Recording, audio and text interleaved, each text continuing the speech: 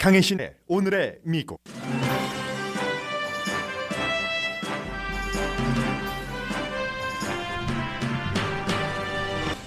2014년 이후 처음 가솔린 평균값이 갤런당 3달러를 넘었고, 가솔린을 사려고 몇 시간씩 줄을 서는 사람이 많은 지역도 있습니다. 가솔린 값이 오르는 이유는 해킹 등 세 가지입니다. 공화당에서 가장 보수적인 정치인인 리즈 체니 연방 하원 의원의 지도부 직책을 트럼프 전 대통령에게 바른 말을 한다는 이유로 오늘 박탈했습니다. 체니 의원은 공화당을 끌어내리려는 트럼프 전 대통령이 다시 공직자가 되는 것을 막기 위한 정치 리더가 될 것이라고 밝혔습니다.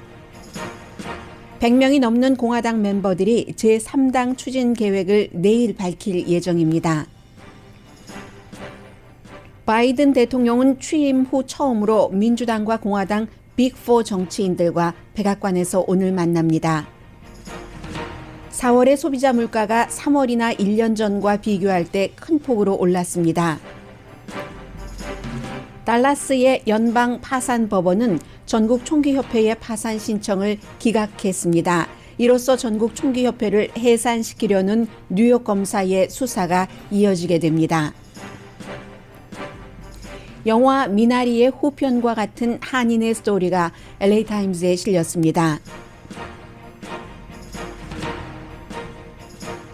여러분 안녕하십니까? 오늘의 미국 강혜신입니다. 먼저 오늘 미국 전국적으로 로스앤젤레스 지역에서도 가솔린 값이 인상되는 것을 걱정하시는 분들이 상당히 많으십니다. 기본적인 이유는 가솔린 값부터 말씀드릴까요? 아직까지는 지난 일주일 사이에 크게 오른 것은 아니지만 어제 제가 이 시간에 거의 이제 3달러가 돼간다고 2달러 90 몇 센트였었죠. 전국적인 평균값, 물론 캘리포니아주는 그보다 훨씬 비쌉니다만, 그런데 전국 평균값이 3달러에 못 미치던 것이 하루 만에 3달러가 조금 넘습니다. AAA의 발표입니다.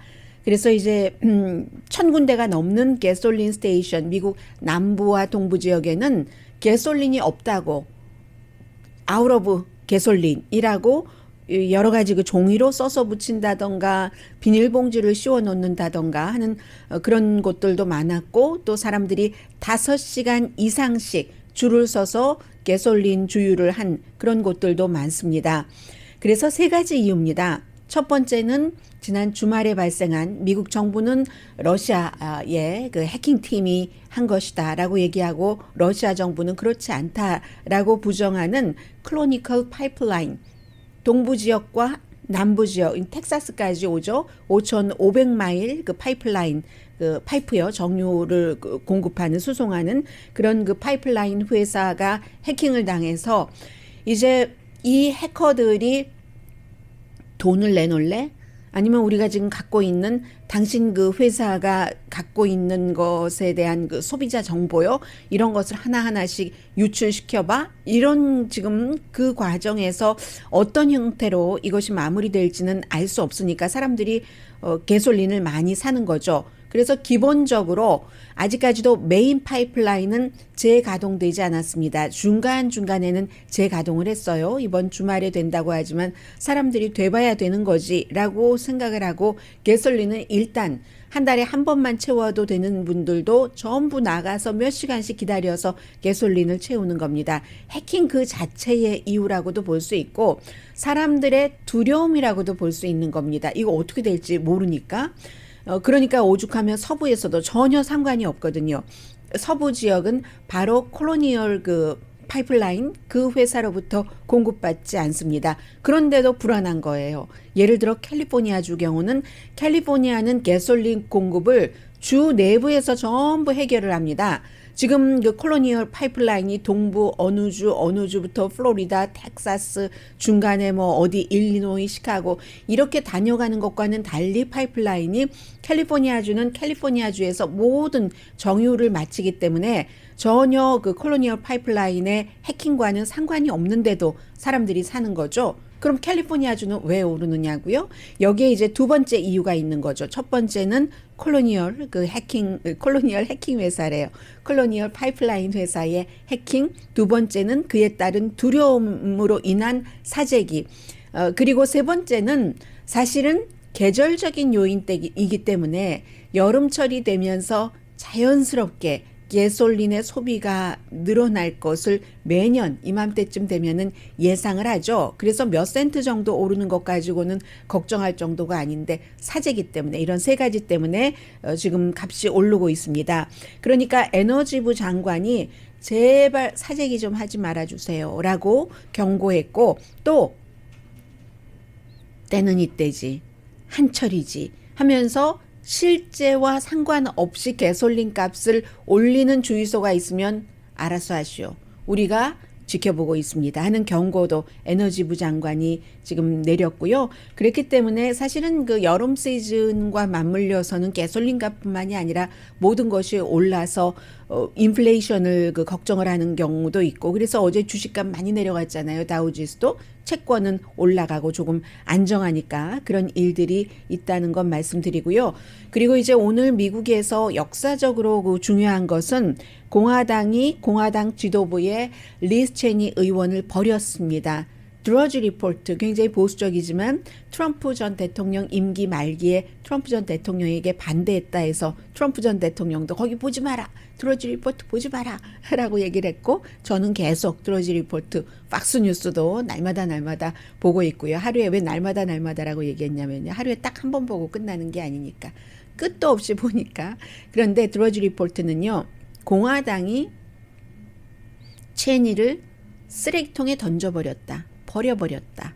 덤프라고 표현을 했습니다. 오늘 아침에 뭐 예상했었던 대로예요. 그 지도부 컨퍼런스 체어라는 여러 가지 그 안건 같은 것을 모으고 하는 그런 일들을 합니다. 컨퍼런스 체어가. 그래서 이제 그 자리에서 트럼프 전 대통령이 말하는 이거 지금 부정선거였어. 바이든이 대통령이 아니고 내가 대통령이야. 여전히 그렇게 얘기를 하고 있거든요. 그게 맞습니다. also 트럼프 대통령 이렇게 얘기하지 않는다는 이유로 그 자리에서 결국은 투표를 해서 과반수거든요. 비밀 투표입니다. 끌어내렸습니다.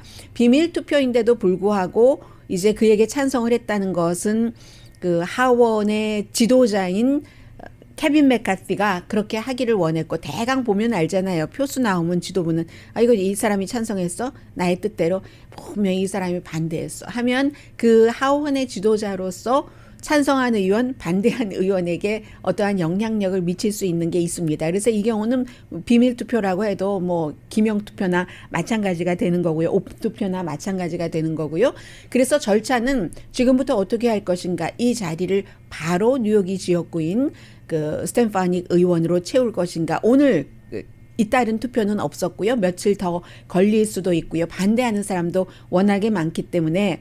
그래서 또 일부 언론에서는 공화당이 취소문화 하더니 그 본인들이 캔슬 컬처의 핵심이 됐다. 왜냐하면 본인들이 뽑은 그 지도자를 쫓아내버렸기 때문에 라는 얘기고요. 그리고 또 일부에서는 그런 얘기도 해요. 뉴트 깅그리치 전 공화당 하원 의장 같은 경우가 뭐 공화당 개인 정치인이라면 상관없다. 자신의 소신껏 일하는 것이. 그러나 이 리스 체니는 공화당의 하원의 지도부에서 서열 3위이기 때문에 공화당의 그 중심, 그 사안을 가지고 가야지 되는데, 그렇게 트럼프 전 대통령을 반대해서는 쓰겠는가라고 얘기하는데, 그럼 또 다른 사람은 얘기를 하죠.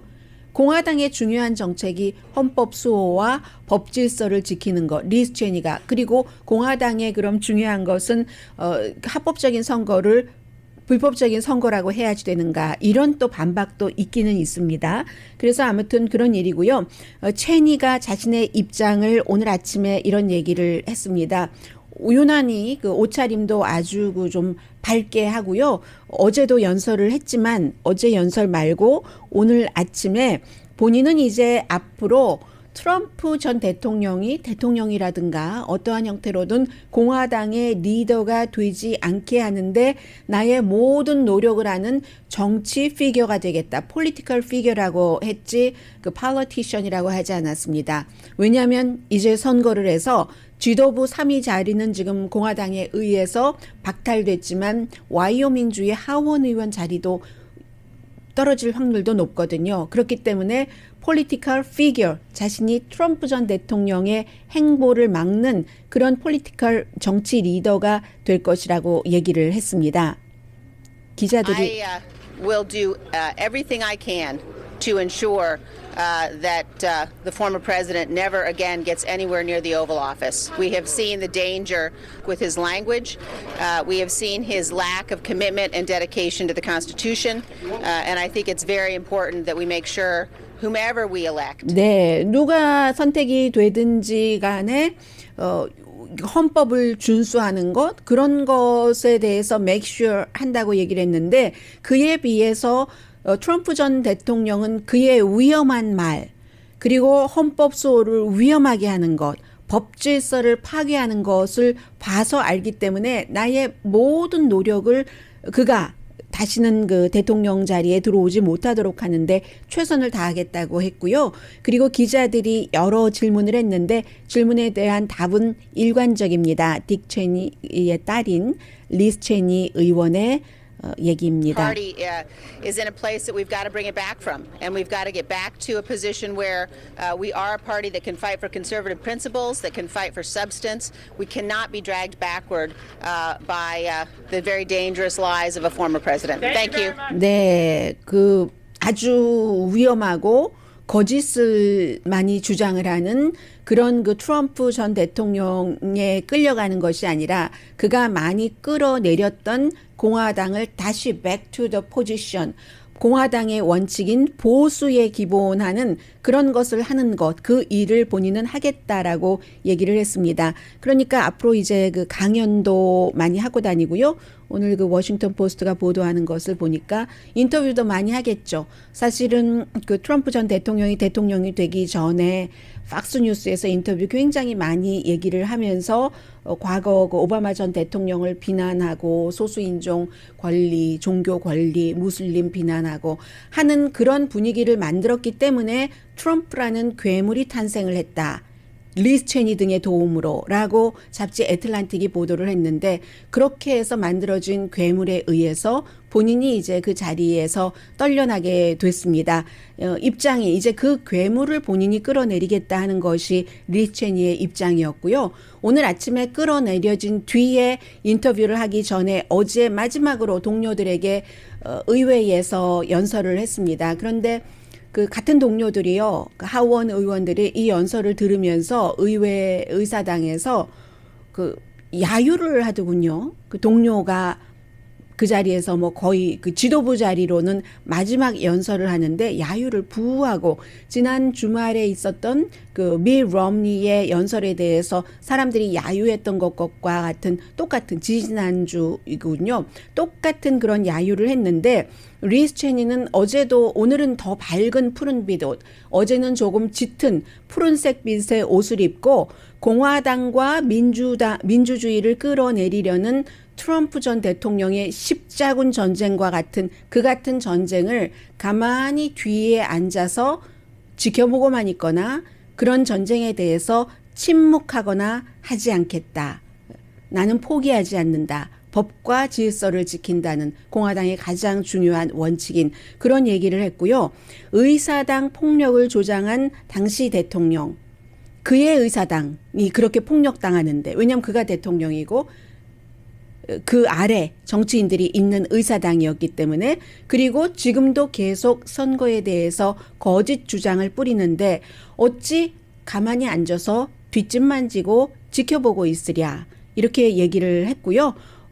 그런데 이제 어제 그 핀을 달고 있었는데 그 핀이 무슨 핀이었는가 하면은 그 조지 워싱턴의 핀이었다고 얘기를 하고 있거든요.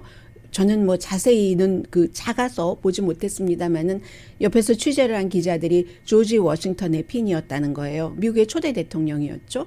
건국의 아버지 어머니였고 그리고 그 전에는 장군이었습니다. 독립전쟁을 했고 프랑스와의 전쟁도 이끌었었던 그러나 조지 워싱턴이 대통령이었을 때는 그때는 이제 인디펜던트였죠. 무당파였죠. 그 조지 워싱턴의 핀을 꽂고 이제 어제 그 같은 연설을 했는데 거짓에 침묵하고 방치하면은 거짓말장애를 더욱 대담하게 하는 것이다. 이게 과거에 히틀러를 추종하던 사람들이 히틀러가 생각했었던 것보다 훨씬 더한 일을 알아서 기면서 알아서 해줬기 때문에 히틀러를 더욱 대담하게 만들었다는 그런 얘기가 이제 그대로 트럼프 전 대통령 처음 취임하고 할 때 나왔었던 책들이 그대로 이제 적용되는 겁니다. 리즈 체니가 한 얘기예요. 그래서 나는 그 같은 거짓말장애 키우기는 안 한다라고 얘기를 했습니다.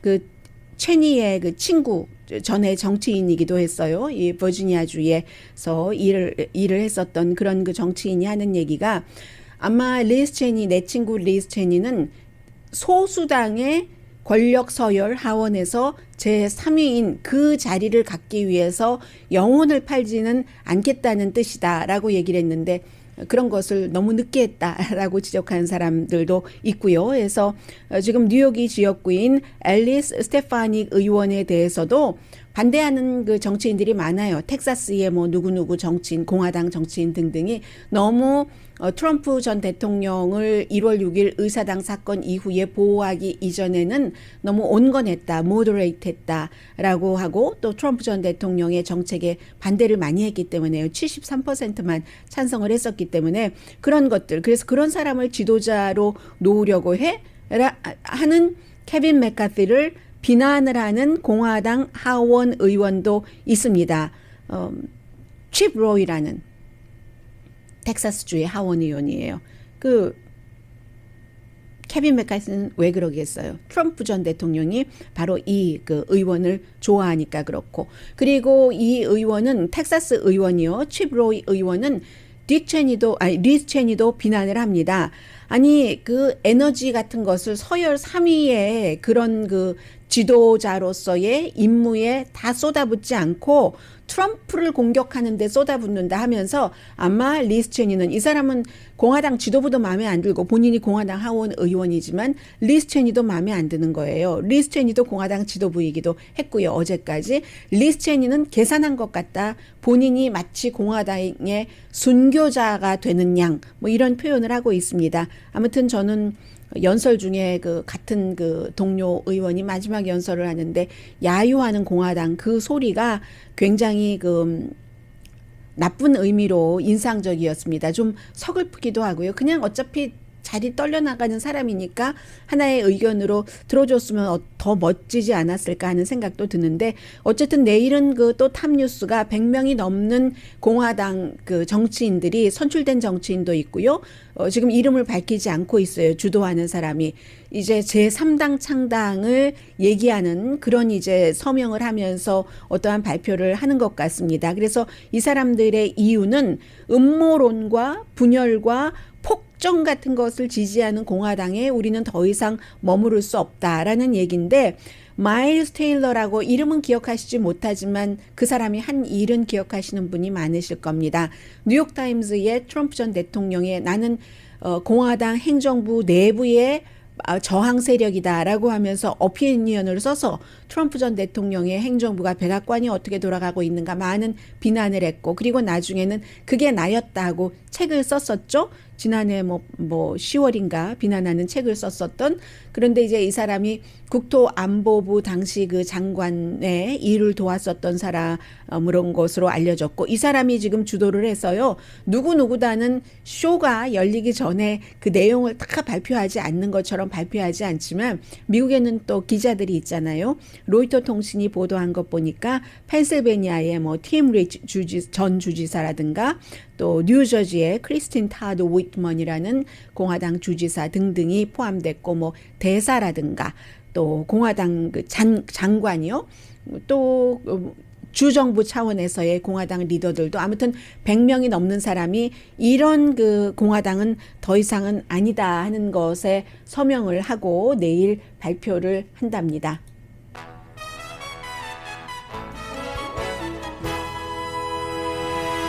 잠시 뒤에는 아주 중요한 모임도 지금 백악관에서 오늘 열리고, 그리고 캘리포니아주 이제 주지사 리콜 문제도 그렇고요. 여러 가지 굿뉴스와 또 배드뉴스와 굿뉴스 함께 전해드립니다.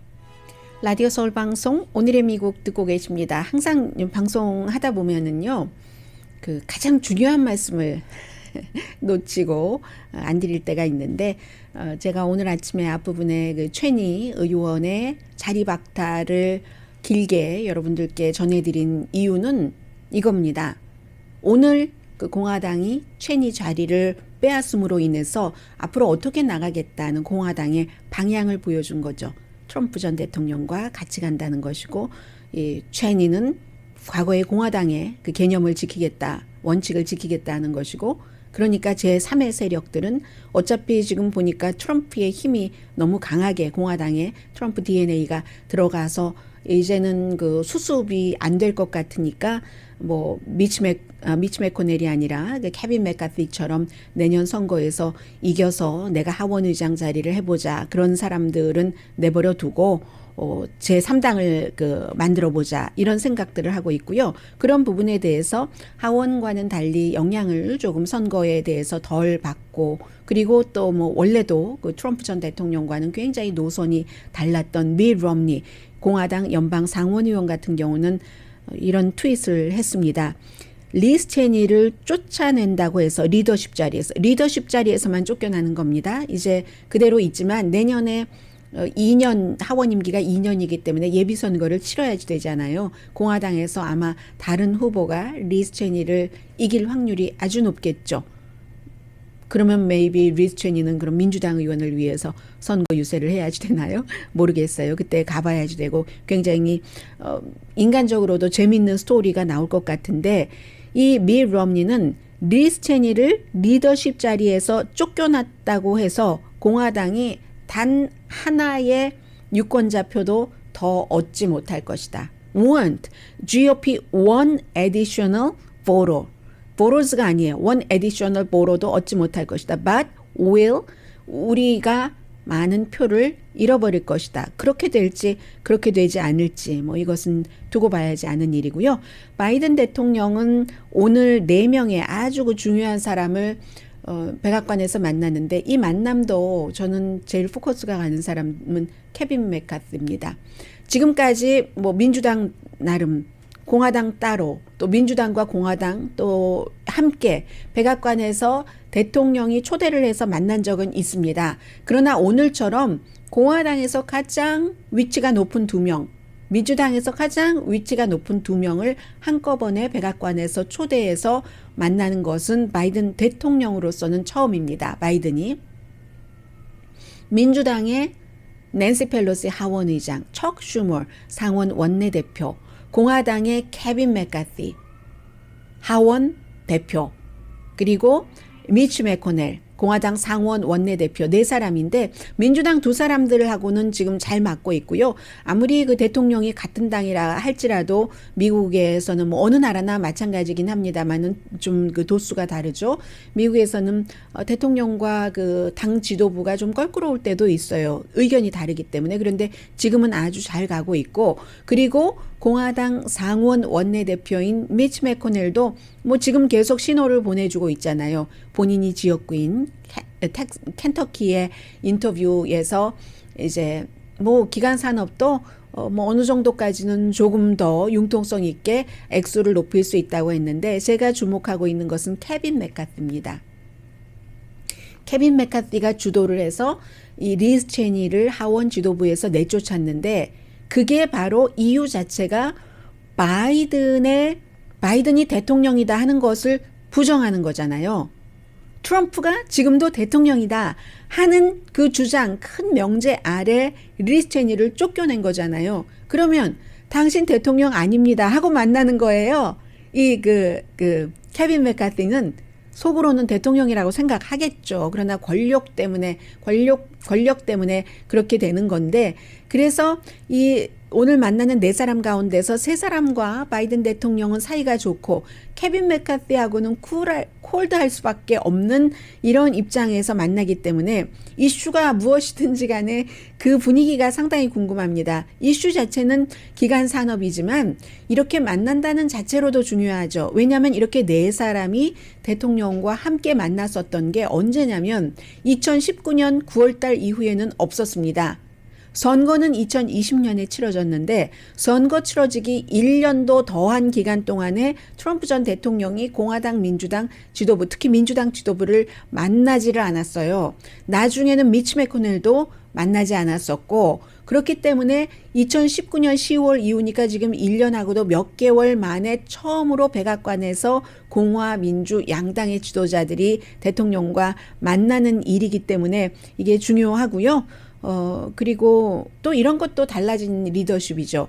만약에 트럼프 전 대통령이라면 자신이 대통령이 아니라고 말하는 야당 지도자를 초대를 해서 만나겠습니까? 백악관에서? 이런 부분, 결과가 어떻게 되든지 어쨌든 서로 이쪽에서 만나서 우리 말을 하면서 좀 조절을 해봅시다, 협상을 해봅시다 하고 저쪽에서도 협상에 응하는 이런 것들이 조금 달라졌다는 거고요. 그리고 민주당 그 상원 의원들도 이 일에 앞서서 기간산업안 때문에 이런 것들이 다 경기부양책이니까 실제 생활과 연관이 되죠. 그래서 만났습니다. 가장 껄끄러운 사람들, 조 맨신, 웨스트 버지니아가 지역구인, 그리고 크리스틴 그 시네마, 애리조나가 지역구인 이 민주당 의원도 애리조나주에서 민주당을 하려니까 대통령과 100% 모든 것을 일치할 수는 없는 거예요. 그리고 또 한 명은 델라웨어의 탐 카퍼 의원.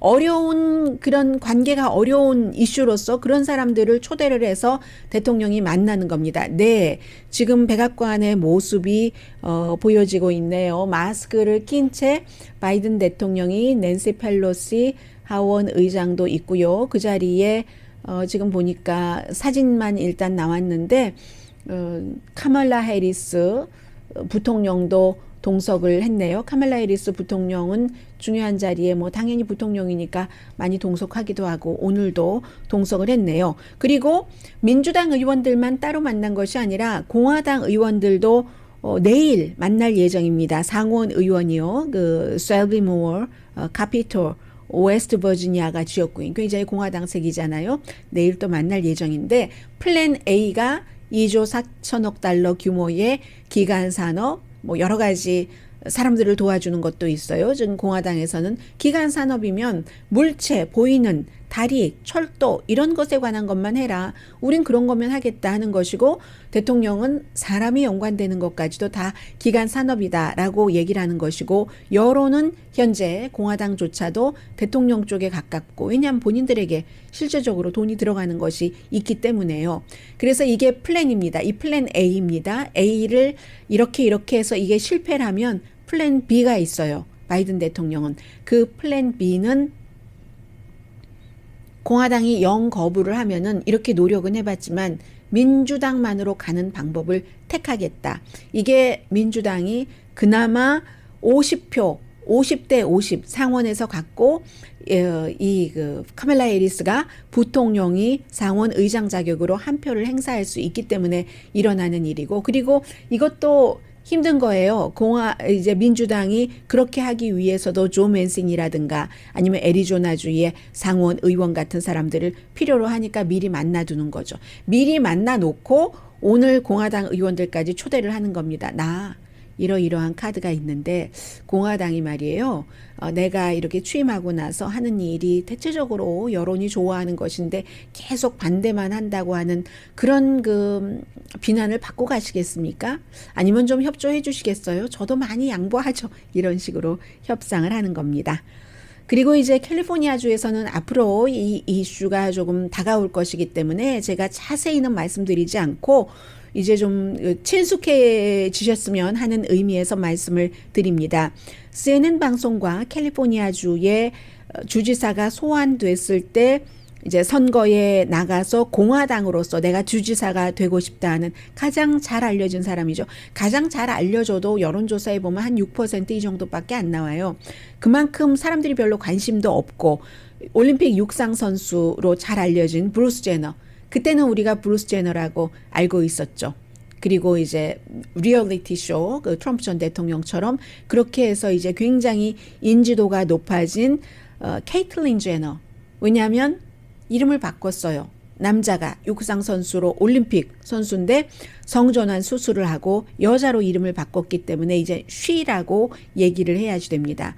he가 아니라. 그런데 정말 이상했어요. CNN 방송과 데나 베쉬와 인터뷰를 하는데 본인은 2020년 선거에서 투표를 하지 않았다는 거예요. 대통령 선거도 그렇고 12개 캘리포니아주 주민 발의안에 대해서 투표를 하지 않았다라고 얘기를 했거든요. 그런데 공화당 쪽에서는 또 이 육상 선수는 트럼프 전 대통령을 지지하는 사람이다. 그러니까 성전환자인데도 불구하고 뭐 그런 거 시대적인 건데 어쩌랴 이 사람을 지지하고 민주당의 게빈 뉴섬 주지사를 내쫓아야 된다. 불과 얼마 전까지만 하더라도 이 공화당에서는 지금도 마찬가지예요. 성전환자가 말이 돼? 동성결혼이 말이 돼? 하면서 민주당을 내쫓기 위해서는 또 성전환자가 어떠냐 이런 식으로 얘기를 하고 있고 그 대표적인 인물이 지금 케이틀린 제너 후보이거든요. 그런데 제가 이상하다고 얘기하는 것은 12개 주민 발의안에도 투표하지 않았고 2020년에 대통령 선거도 누구에게 투표하느냐? 투표하지 않았다라고 본인은 주장을 하는데요. 캠페인 대변인은 일부 로컬 이슈에 투표를 한 것은 내가 분명히 안다라고 얘기를 하고 사람들이 가만히 있지 않잖아요. LA 쪽에 살기 때문에 LA 카운티에 이 투표 기록을 다 가지고 나오는 겁니다. 그랬더니요. 투표를 아주 잘했네요. 그동안 이 전 브루스 제너, 현 케이틀린 제너 후보가요. 2000년도에도 2004년에도 뭐 5년, 6년, 8년 뭐 중간에 선거가 뭐 또 있기도 하고 중간 선거도 있기도 하고 12년, 16년, 20년 선거를 안 한 적이 거의 없어요. 2018년도에는 제너럴 일렉션이 없으니까 안 할 수밖에 없었네요. 대선이 없었으니까. 그래서 선거를 한 그 voting 히스토리가 누구나 다 알아볼 수 있는 voting 히스토리가 딱 나와 있어요. 그런데 왜 그러는가? 왜냐하면 제가 방송을 하면서 보니까 나 공직자에 출마를 했습니다 하고 출마 선언을 한 사람들은 저 투표율 아주 좋죠. 지금까지 투표 다 했죠. 라고 하면서 본인이 시민으로서 국민으로서 임무를 다한 투표권 행사한 것을 강조를 합니다. 투표를 하지 않은 사람이 투표했다고 거짓말 치는 건 많이 봤어요. 그런데 투표를 했는데 투표를 하지 않았다고 거짓말을 한 사람은 저는 처음 봤거든요. 이것도 전략인가? 이렇게 이슈로 제가 말씀을 드리게 하는 이런 인지도를 높이기 위한 전략인가? 뭐지? 이 지금 트럼프 전 대통령에 대해서 사람들 하는 것 보고 그에게 투표를 했었다고 얘기를 하나? 하지 않았었다고 얘기를 하나? 하기 위해서 그런 건가? 모르겠어요. 그 깊은 뜻은 모르겠지만 이런 후보는 처음 봤다 하는 뜻에서 말씀을 드리고요. 그리고 버클리의 여론조사 결과 현재 오히려 소환의 반대가 조금 올라갔네요. 그 사이에 49% 정도. 리콜에 게빈 뉴섬 찬성한다는 사람 35%. 이제 돈 주잖아요. 그리고 아주 거대한 여러 가지 경기 부양책에 흑자가 나니까 홈리스 피플은 이렇게 하겠습니다. 이렇게 하겠습니다 하는 것을 지금 굉장히 많이 하고 있고요. 이런 부분뿐만이 아니라 짧게 굿뉴스도 있어요. 어수선한 부분도 있지만 락앤롤 홀 오브 페임 음악이죠. 어저께 이제 골든글로브에 대해서 말씀을 드렸고, 그런데 그 락앤롤 홀 오브 페임은 후보를 발표를 했어요. 시상식은 10월 달에 하는데 10월 30일인데 이번에는요, 뭐 예를 들어 연주자, 그 퍼포머라든가 이런 모든 사람들이 가장 그 락앤롤 홀 오브 페임 가운데서 인종적으로 다양했답니다. 티나 터너부터 언제 저게 티나 터너예요? 또 뭐 누가 있었죠? 캐롤 킹부터 티나 터너, 그 밖에 뭐 제이지 이런 식으로 뭐 타드 런그렌 인종적으로 굉장히 다양해졌다. 그리고 아틀란타의 그 습바 사건도 결국은 그 용의자를 기소 자체를 그 혐오 범죄로 혐오 범죄라는 게 굉장히 힘들거든요. 아시안계에 대해서는. 예를 들어서 유대인에 대한 혐오 범죄. 뭐 이렇게 하면은 무슨 상징 표시 같은 것이 있잖아요. 뭐 아프리칸 아메리칸에 대한 혐오 범죄 하면 단어를 뭐를 썼다던가 이런 게 있는데 아시안에 대해서는 굉장히 힘든데 아시안 혐오 범죄로 기소를 하고 그러면 이제 사형을 그 사형을 기소팀이 주장을 한다는 겁니다. 언도는 아니고요. 구형을 한다는 것이고 아무튼 그렇게 되는 그런 부분들이 있고요. 잠시 뒤에 경제와 관련해서 또 시간이 있으면 코로나 바이러스 속보까지 전해드립니다.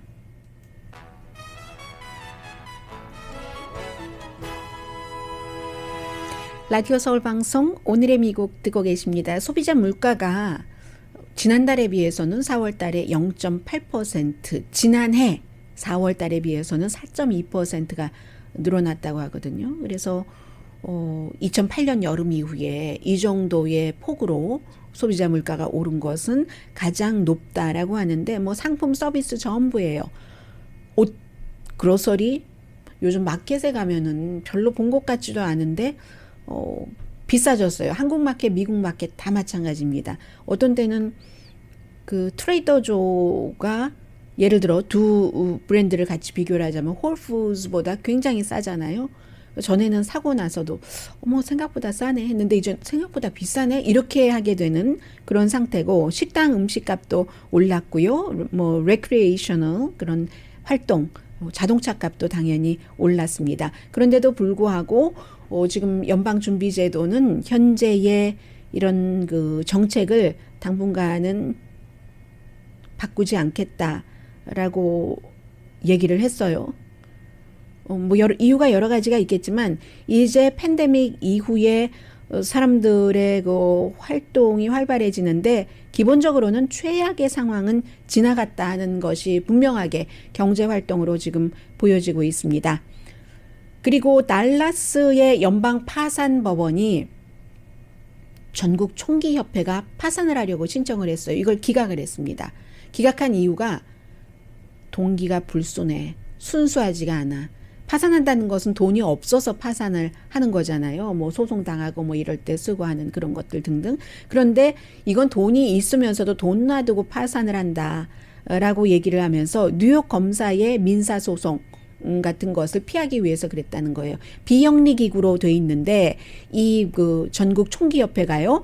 뉴욕 검사는 비영리 기구로 등록을 해놓고 온갖 혜택은 다 받으면서 권력을 남용하고 뭐 그러니까 문을 닫아야지 된다는 겁니다. 이 총기협회를 문 닫아 버려야지 된다고 뉴욕 검사가 이제 기소를 했는데 왜 뉴욕이냐? 이 총기협회가 1871년이군요. 뉴욕에서 설립을 했어요. 그리고 지금 총기협회의 CEO, 회장 없는 부회장이잖아요. 그 웨인 그 라피에르. 이 사람이 30년 동안을 이 총기협회에서 권력을 갖고 있습니다. 그래서 뭐 여행 같은데 너무 많이 다니고 뭐 한 달에 26,000달러를 여행 비용으로 쓰고 바하마에는 매년 가서 굉장히 화려한 여행을 하고 무슨 뭐 요트 타고 그러는데 그러한 것들이 보니까 장부 같은 것이 조작이 많다 하는 거예요.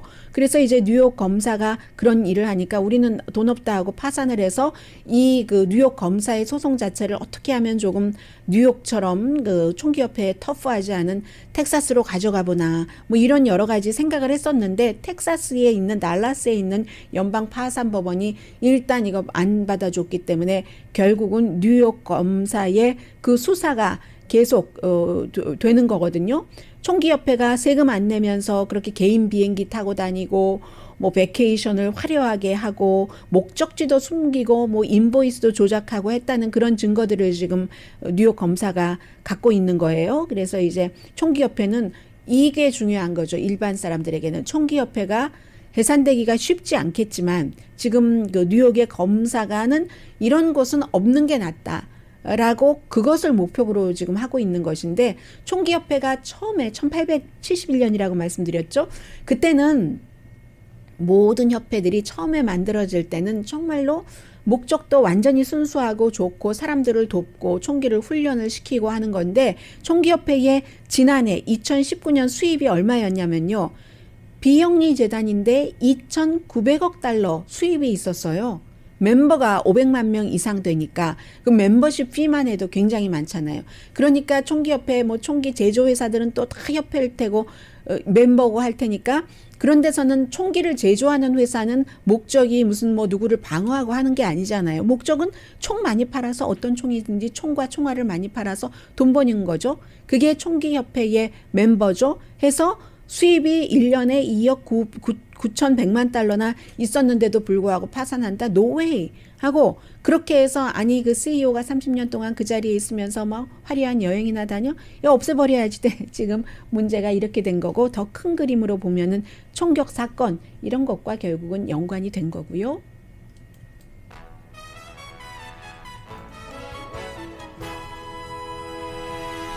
라디오 서울 방송 오늘의 미국 듣고 계십니다. 미국에서 백신 접종률 다시 늘어나고 있고요. 음모론들은 굉장히 많은데 백신에 대해서 음모론자들이 사실은 돈 벌려고 그러는 경우가 많아요. 그게 직업상으로 그러는 경우도 굉장히 많다는 내용 오늘 NPR 방송이 아침에 보도하는 거 잠깐 들었고요. 또 중요한 것은 그 세이셀 제도, 그 인도양 섬공화국, 뭐 아프리카, 케냐에서 조금 뭐 1,000마일 정도 떨어져 있는 곳이고 동쪽으로요.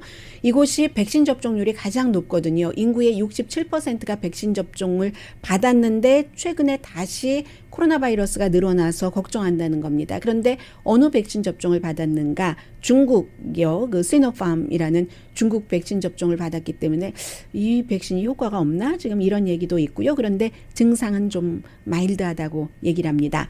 오늘 아침에 제가 사실 어젯밤에 잠자기 전에 로스앤젤레스 타임스를 이렇게 보고 있는데 미나리 영화 후편을 보는 줄 알았어요. 푸드 섹션에 한인 40살의 라스트 네임은 최 시던데요. 이분이 와이프와 함께 이제 그 샌디에고 주변에 농장을 해서 아주 희귀한 채소들, 물론 깻잎 앞에서 사진을 찍었는데 깻잎은 깻잎인데 도마도가 다 커도 건포될 만한 도마도도 있대요. 뭐 페루에 아주 특별한 무슨 우리 페루 오이는 많지만 특별한 뭐 이런 이름도 듣지도 못한 그런 무슨 뭐 핑크베리, 뭐 핑크 블루베리 뭐 이런 형태로 많은 채소와 야채를 기르는데 라임, 파인애플, 베이슬 뭐 이런 형태로요. 이런 모든 것들이 원래는 바이올로지 공부했고 철학 공부했고 신학 공부했고 수의사가 되려고 하다가 기타 등등 했는데 집안에서 6살 때 이민을 왔는데 부모님이 드라이 플라워 비즈니스를 하시려다가 진짜 생플라워 비즈니스를 하셔서 조금 이렇게 체인도 있다가 지금은 팔로스 버디스에 하나 있는 걸 누나가 하고 다른 수의사가 되려고 하다가 2016년부터 이 부모님이 하시던 이런 것과 비슷해서 농장을 샌디에고에 했고 최근에 어디죠? 최근에 저기에도 그 포틀랜드에도 날씨가 조금 추우니까 새로운 종을 개발하려고 했는데 너무너무 잘 되다가 이태리에서 어디서 세계 최고의 레스토랑에서 주문을 하다가 팬데믹 때 확 가라앉다가 그러니까는 이제 온라인으로 팔기 시작을 했고 그리고 나서 다시 지금 3분의 1 정도는 회복이 됐는데요.